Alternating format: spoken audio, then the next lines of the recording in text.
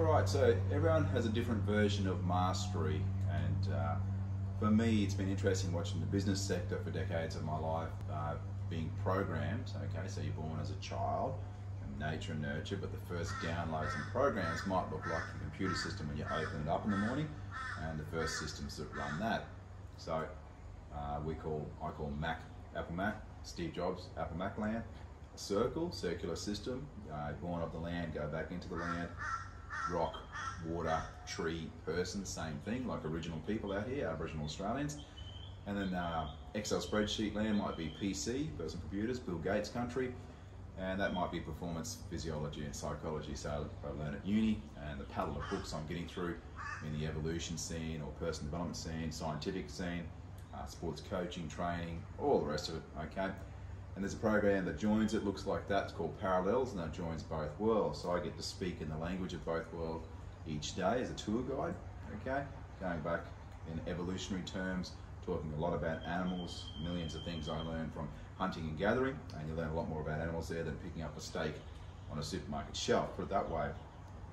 Or if the only place you dig up a potato is in the grocery section of your shop, you're not exactly a master at hunting and gathering. And it's really interesting. So in the business sector, people put on a dress and a suit and shoes and go to work, and they're in search of this mastery thing. They'll tell me to read this book, and I read tons of books.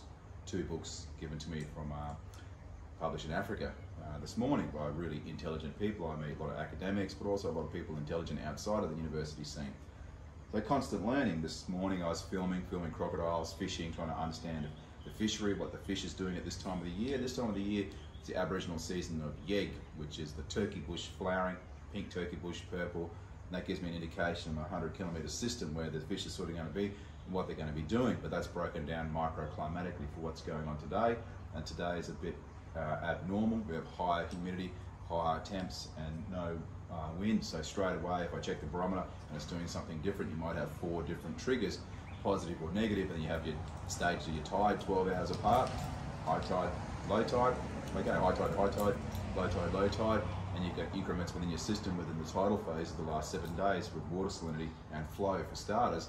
That'll dictate where the fish are going to be, and that'll dictate your predator-prey ambush points, that'll dictate behaviour, and whether your kit here is going to be sufficient, and your skill set, and whether you've read it here before you even get out there through this. So absorb the natural world, okay, think about what the effects are on an animal, that's highly complex, and then work out a strategy here, 10,000 systems, and then deliver it physically, mentally, technically, tactically, time and time again, 37 to 43 degree days, mosquitoes everywhere, crocodiles in front of you, dark, new moon.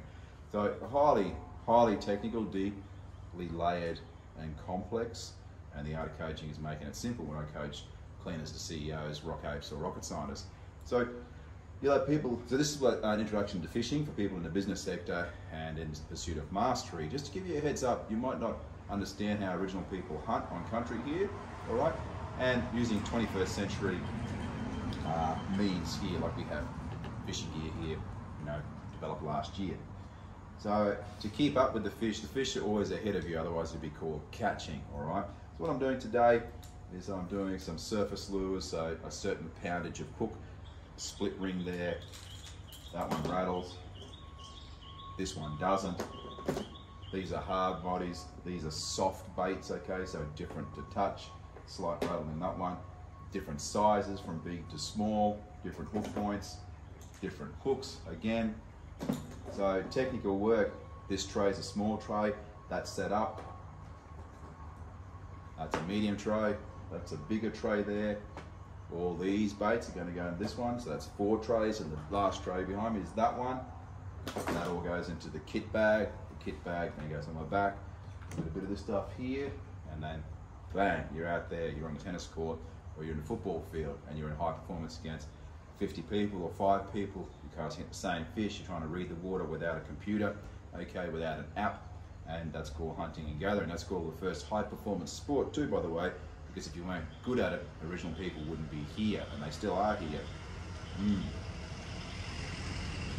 So there's people that read books and listen to podcasts over a lifetime, and they're in pursuit of this thing called mastery, and they're doing their breathing techniques or whatever, stretching over there, or latest diet here, and it's really been interesting to watch with that circular screening system as a young kid, and I continued that from small town and country then, connection to people, culture, your football team, cricket team, netball team, all banding together, poor families, but making a rich life for us, okay? Living on the coast and then living in the city in high performance sport. So my brother went to 3 Olympics and I was competing all the way up to under 20s, and then later on went into sports coaching, Olympic Games, World Championships, Commonwealth Games, Pan Pacific Games, Academies of Sport, Muay Thai kickboxers, SAS elite military candidates, 8-year-olds, 80-year-olds, rugby, netball. So a lot of athletes over a lot of time. And in the business sector, in the tall buildings, I was in the corporate sector.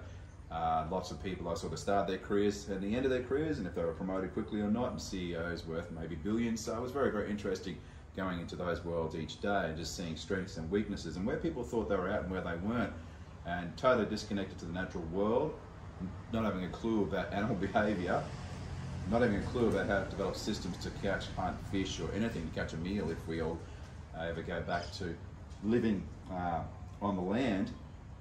And it's very, very interesting. So you have a whole matrix no one understands, yet they still call themselves masters. Masters of what? It's sort of sounding like the American Psycho movie or Fight Club.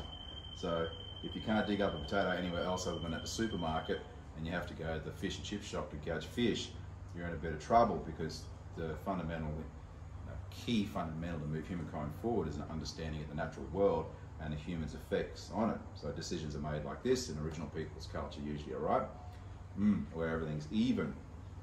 So it is quite interesting to see people in suits and dresses put at the top, put on magazines as the epitome of culture. At the top of the pyramid is work, and to have skill sets in this area, none, don't understand the natural world, not understand their effect on the natural world, where if you have a poor wet season, there's 70% less fish, or if you might even have catastrophic fires at the end of the year. So that whole system has given us the oceans being polluted, reefs being bleached, okay, mammal extinction, you name it. 39% of forests left, as per David Attenborough's latest book. So that's that system, okay? And so when I look at people trying to master something, I'm going, well, what are you trying to master? What is mastery? You're never going to know everything. No one knows everything. It's no need to know everything. And if you try and know everything, you master actually nothing. It's a jack of all trades thing. And you know that very clearly in sport when you start programming. I started reading at the age of 11, programming weeks at 13, and doing assignments on high performance, difference between morning and afternoon at like 14 or 15. And yeah, anyway, that's just add 3 decades on from that, and you get some data, some really cool data.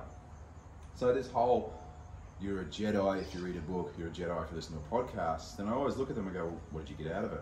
And they struggle to actually name what they got out of it. And I look at them, and there's this whole mastery thing where someone starts the day with a Coke smoke and a joke, and they think they're like black belt, Jackie Chan, 3rd down, hit a man. I just sit back thinking, that's not my definition of mastery.